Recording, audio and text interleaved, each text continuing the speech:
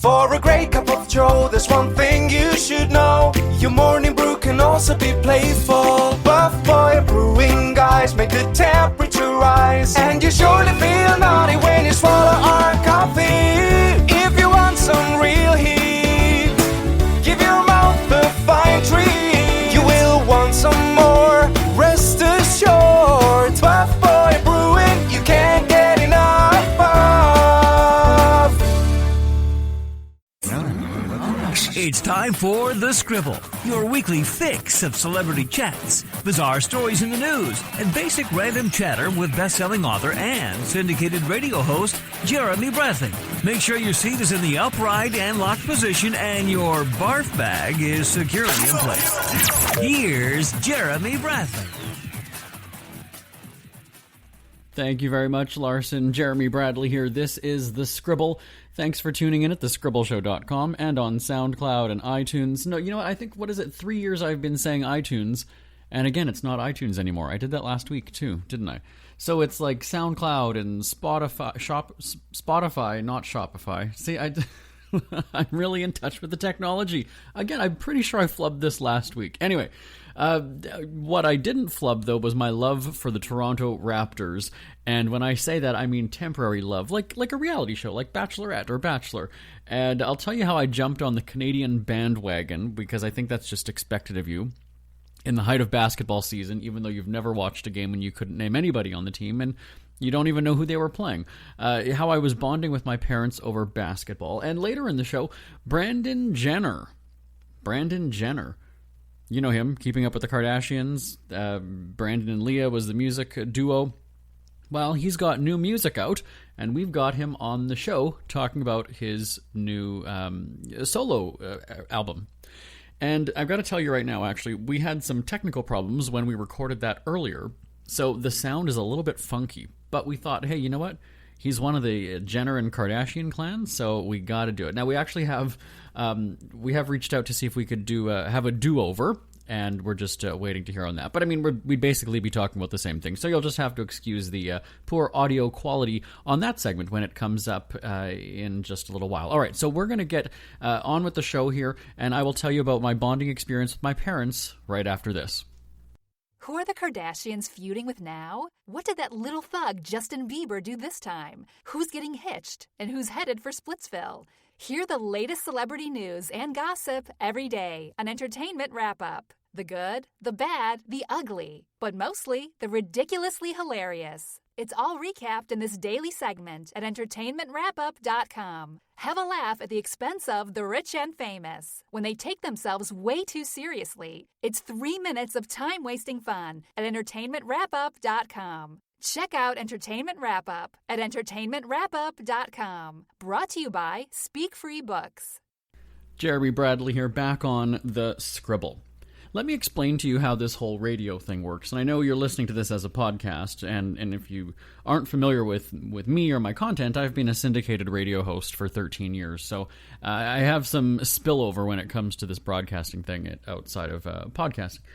And so we, on the radio show, we're syndicated on many different stations, and we are in a pre-taped week. We're dark, or we're quiet this week, as it's called, and that means that we're airing something that was taped a while ago. Now, last week on this show, on The Scribble, you heard us airing from Phoenix, Arizona. We had taped some stuff in the spring. It was, I think, beginning of April we had done it, and the scheduling just had kept changing, and so we never did air the Phoenix content. So that's actually airing on the radio this week. It's airing right now as you're listening to this.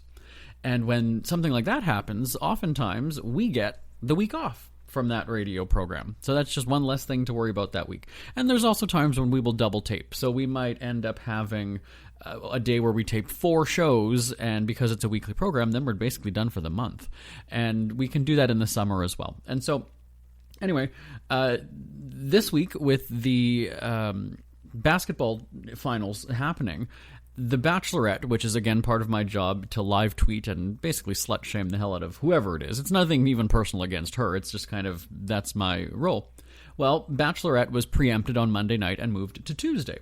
So I generally do hate Mondays in the summer having to sit for 2 hours, and this season of The Bachelorette is just really boring. If you're watching it, feel free to send me an email, tell me your thoughts, live@jbonair.com.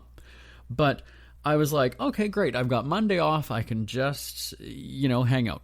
And it was such a nice day, and then my mom had called and said, hey, do you want to walk the dogs? And I said, yeah, okay, fine. I did plan on going a little bit later at night anyway. And so I was like, oh, okay, cool. So we go and we walk the dogs. And this was probably about an hour or so before the basketball game started. So I guess that would have been 7 p.m. Central. The game started at 9 Eastern. And so we walked the dogs for about 45 minutes, whatever it was. And she said, "Oh, I got to get home. We're watching the basketball game."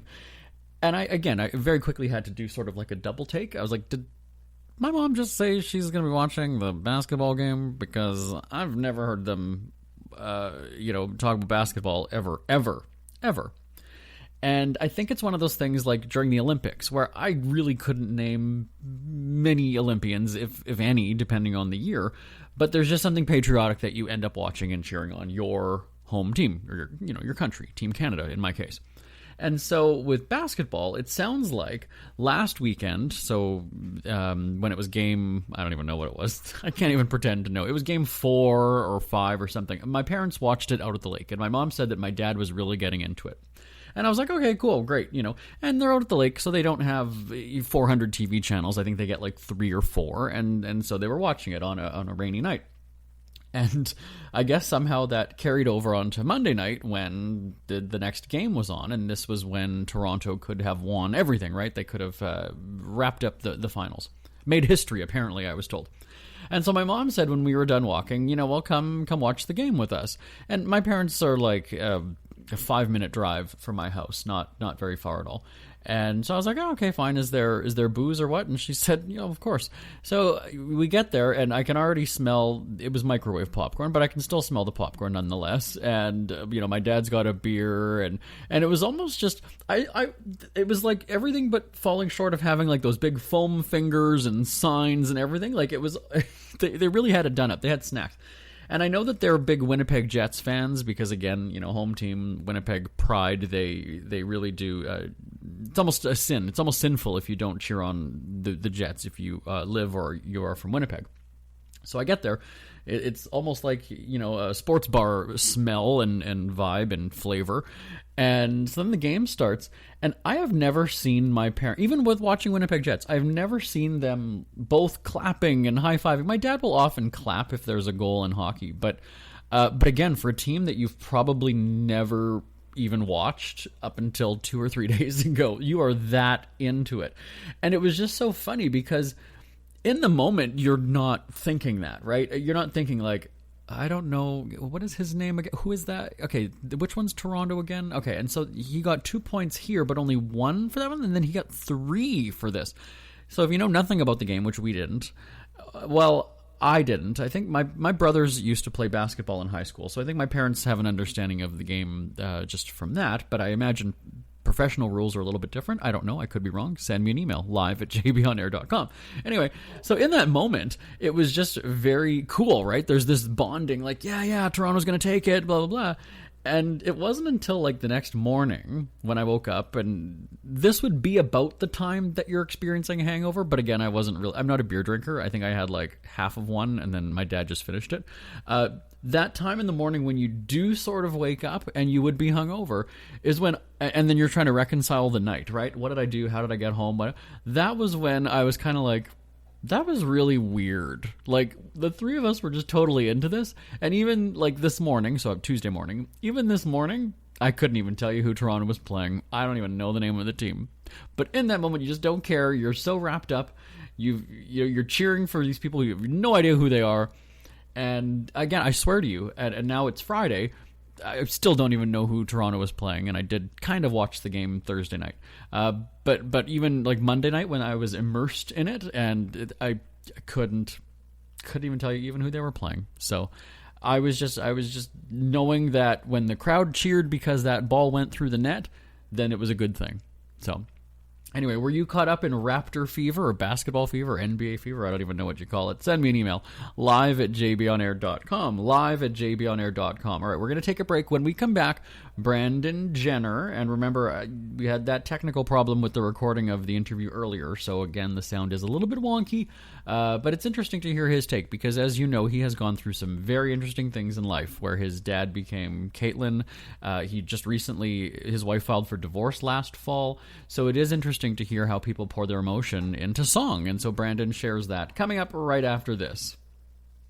Isn't it crazy that you wait for payday, but before you know it, you're strapped for cash again? It's time to stop blowing your money and become a smart spender with the book, The Official Guide to Being an American Cheapskate, at cheapskatebook.com. Learn simple ways to cut costs at home every day and during special times of the year. Don't go broke at Christmas. Don't remortgage the house for a fancy vacation. The book is filled with tips to save you money throughout the year. Check out the best-selling book, The Official Guide to Being an American Cheapskate, at cheapskatebook.com or on Amazon and iTunes.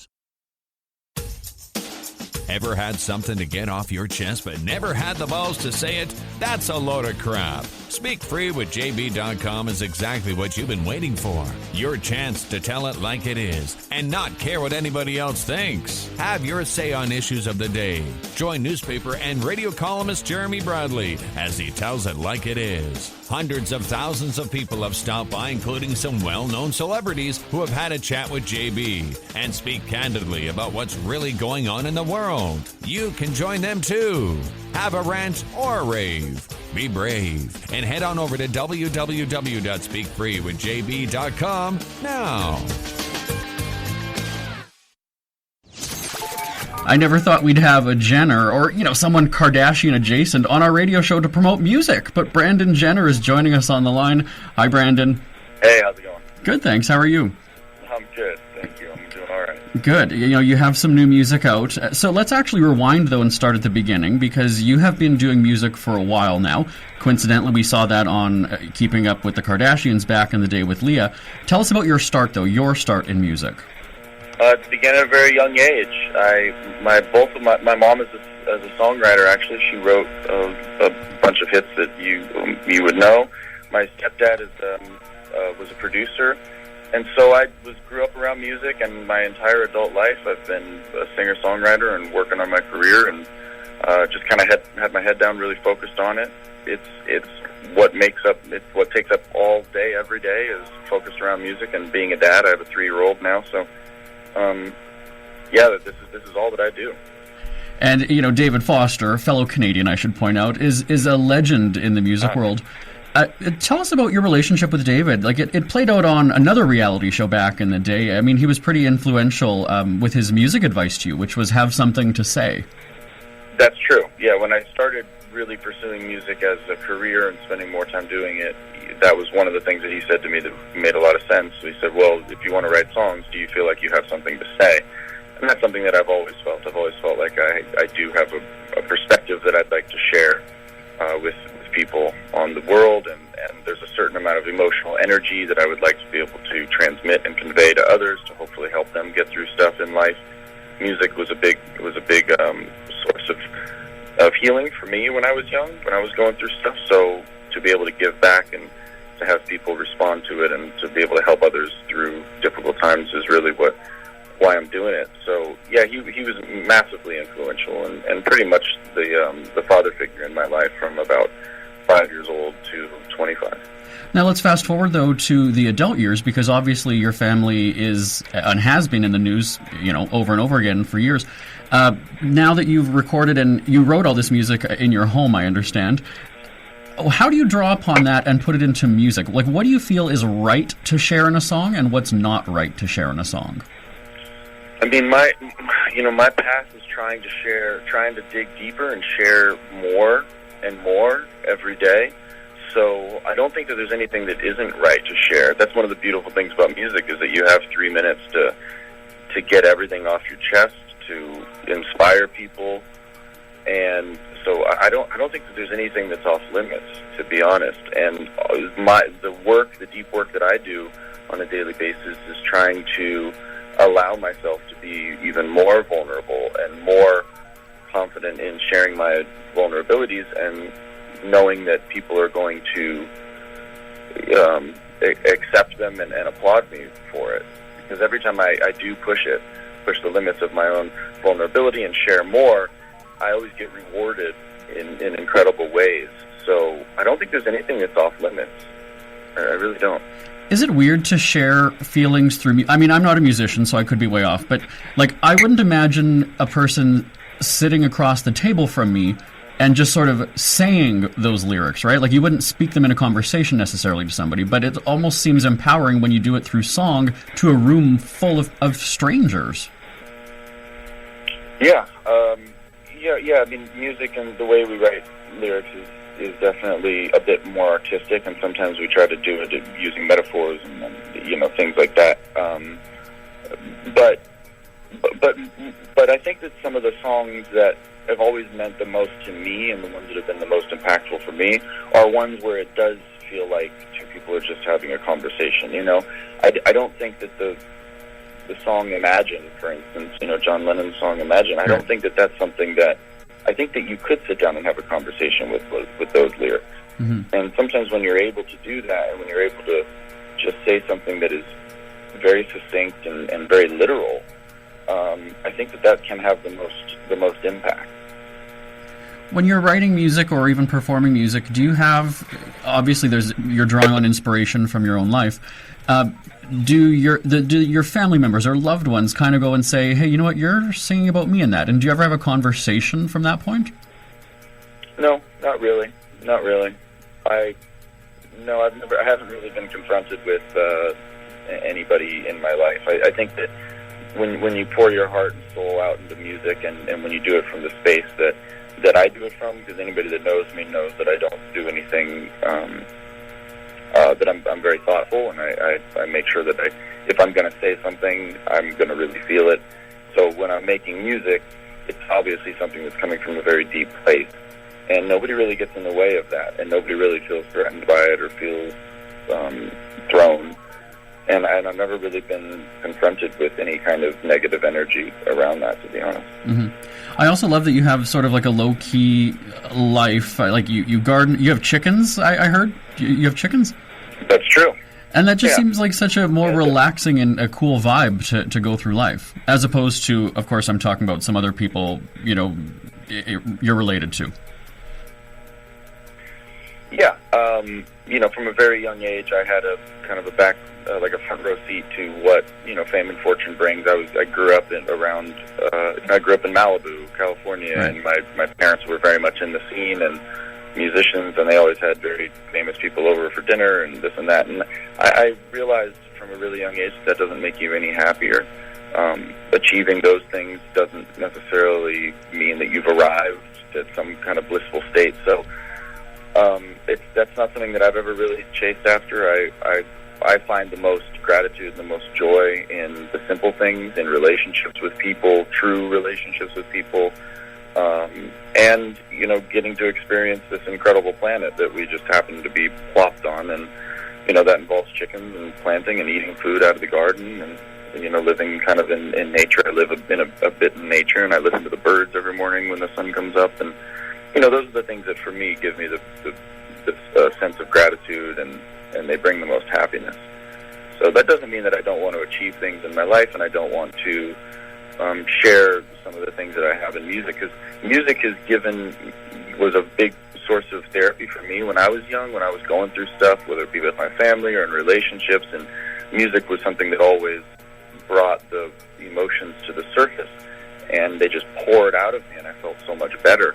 And so a lot of the reason why I do music is to be able to complete the circle and to be able to give back to others, and give them this vehicle that was so therapeutic for me in order for them to process stuff. And that's exactly what's been happening with my music, and the comments and the messages that I receive from people is that my music has helped them get through tough times.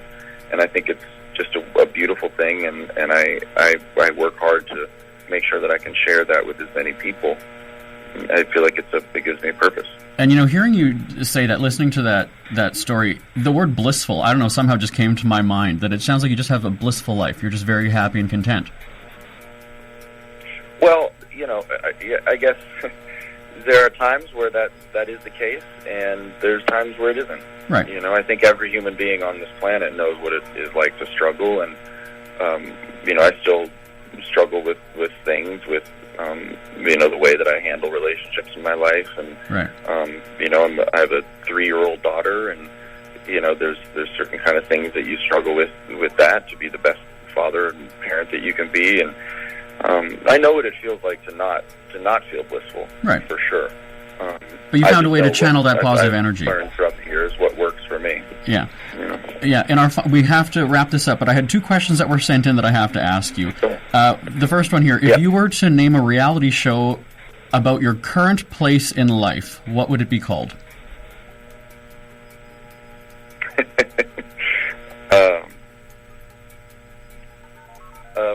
Finding purpose. Okay. And then this one here: if you had a free afternoon and could text anyone from Keeping Up with the Kardashians to hang out, who would it be, and what would you 2 do? It'd be Rob, for sure. And we would just sit by the fire and talk. All right.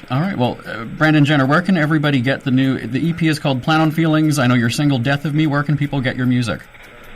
Anywhere online. It's mostly all digital these days. So iTunes, Spotify.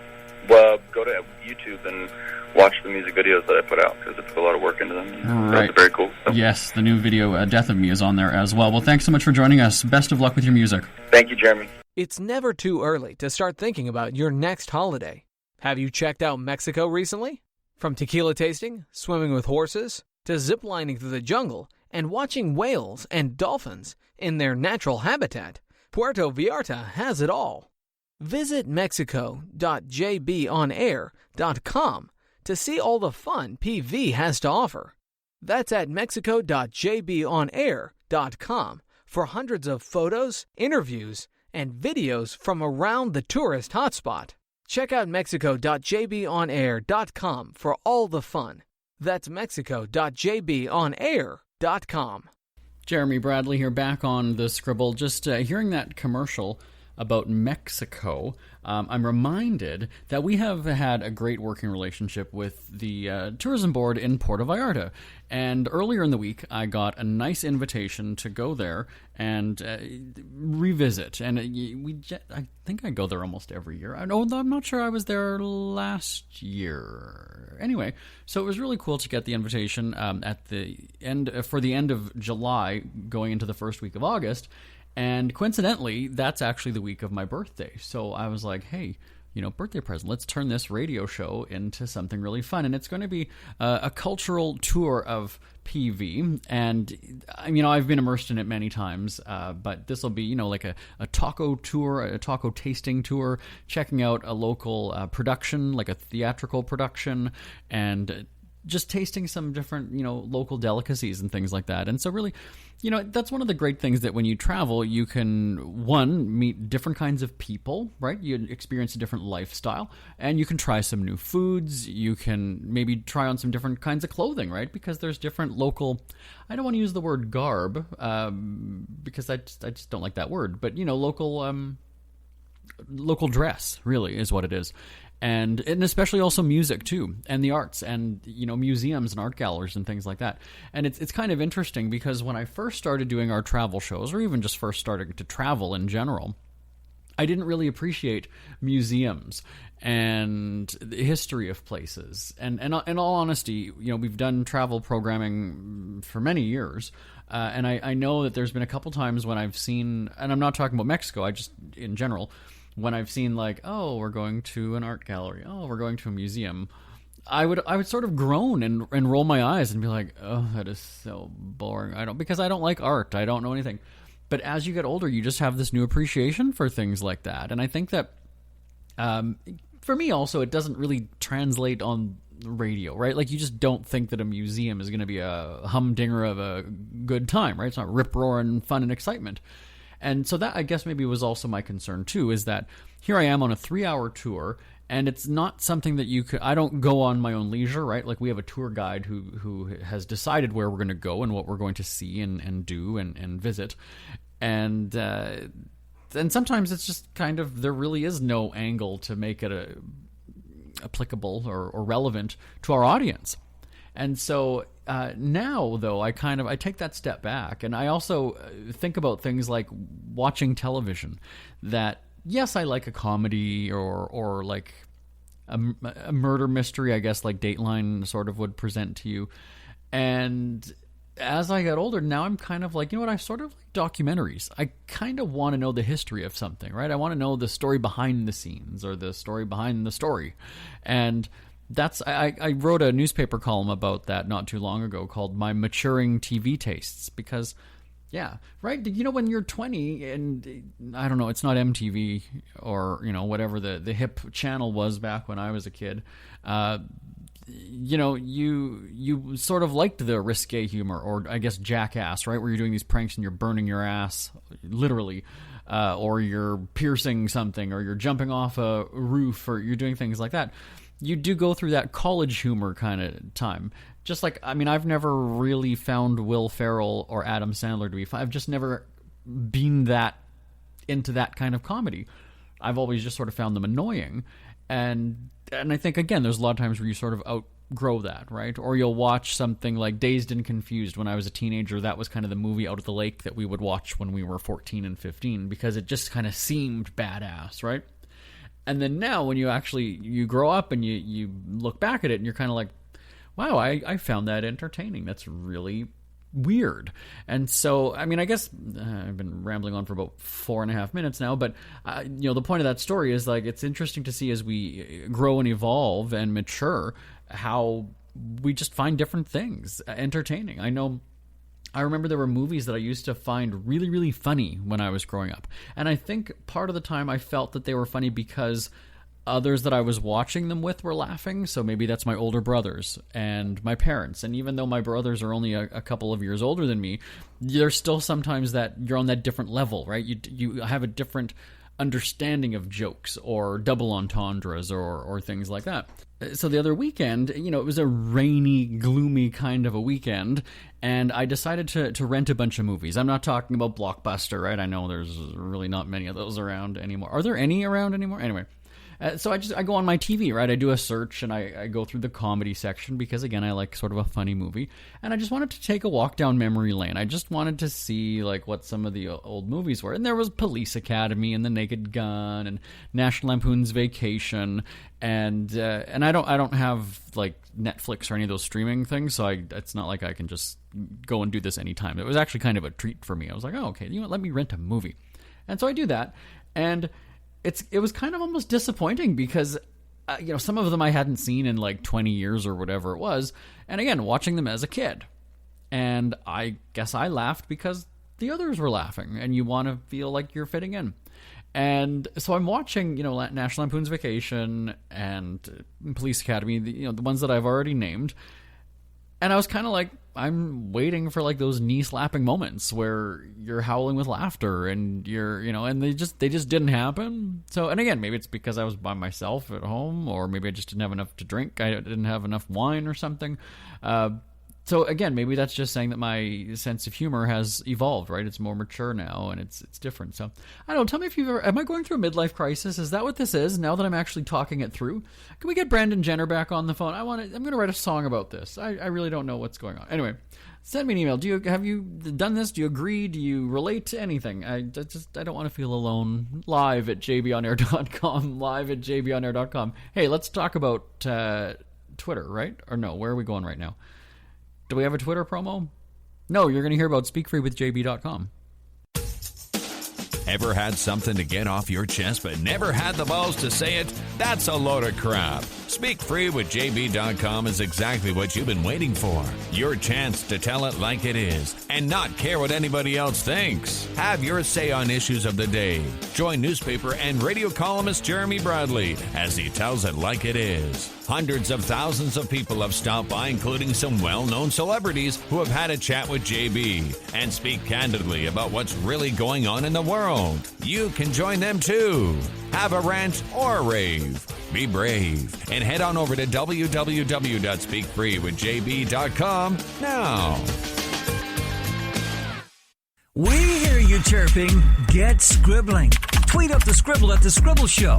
Join the discussion with Jeremy Bradley. It's all going down right now on Twitter at The Scribble Show and at thescribbleshow.com. I love it. We did queue up that Twitter promo as I had expected. My thanks to Brandon Jenner for joining us on the show. Go to speakfreecelebwatch.com. Have a listen to the celebrity guests that we've had on the radio and here on the podcast in case you've missed it. Speakfreecelebwatch.com. Feel free to give me a shout anytime. It's always awesome hearing from you. My email address, live@jbonair.com. live@jbonair.com. My name is Jeremy Bradley. This is The Scribble. Talk to you next time. Bye-bye, everybody. Want more Scribble? Check out thescribbleshow.com for past shows, celebrity interviews, cheapskate tips, and more. That's at thescribbleshow.com and on Twitter at The Scribble Show. The Scribble is a speak-free media presentation. If you want some real heat